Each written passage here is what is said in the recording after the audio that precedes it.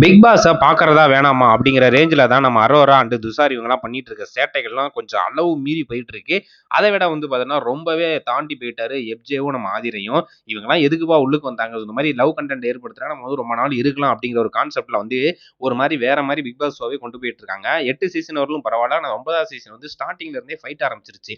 அதுவே என்னடா இது ஸ்டார்ட்டிங்லயே வேற லெவல்ல ஆரம்பிச்சிருக்கு அப்படிங்கிறாப்புல தோணுச்சு. செகண்ட் வீக் வந்து பார்த்தீங்கன்னா, இந்த லவ் ட்ராக்க கொண்டாந்துட்டாய்ங்க. இவங்க 2 பேரும் 2 நாளா பண்ற அட்டகாசம் வந்து தாங்க முடியல. ஸோ 2 பேரும் பண்ணிக்கிட்டு இருக்க செயலே வந்து சுத்தமா புடிக்கல. அதுவும் அரோராலாம் எதுக்குப்பா கூட்டு வந்தீங்க அப்படின்னு சொல்லிட்டு பிக் பாஸ்ல என்ட்ரி குடுக்குறப்ப வெளியில மிகப்பெரிய அளவுல விமர்சனம் வந்துச்சு. அதே மாரி வாட்டர்மெலன் ஸ்டார் திவாகரையும் சொல்லிட்டு இருந்தாங்க. அவர கூட இப்பலாம் விட்டுட்டாங்க. ஆனா இப்ப ரொம்பவே விமர்சனம் பண்றது யாரு அப்படின்னு பார்த்தோம்னா, அரோராவ தான். ஸோ அரோரா, ஆதிரை, எஃப்ஜே இப்ப நம்ம துஷார் இதுல சேர்ந்திருக்காரு.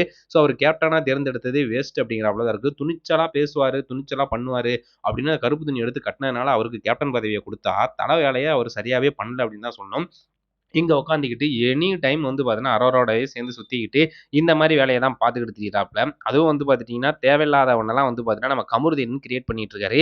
அவருக்கு பேசவும் தெரியல, ஒரு வெங்காயமும் தெரியல. விஜய் சேதுபதி கேள்வி கேட்டது கூட, அவரு கேட்கறது ஒண்ணு, இவரு சொல்ற பதில் ஒண்ணுன்னு, இவரு பண்ணிட்டு இருக்க வேலைய பார்த்தீங்களா?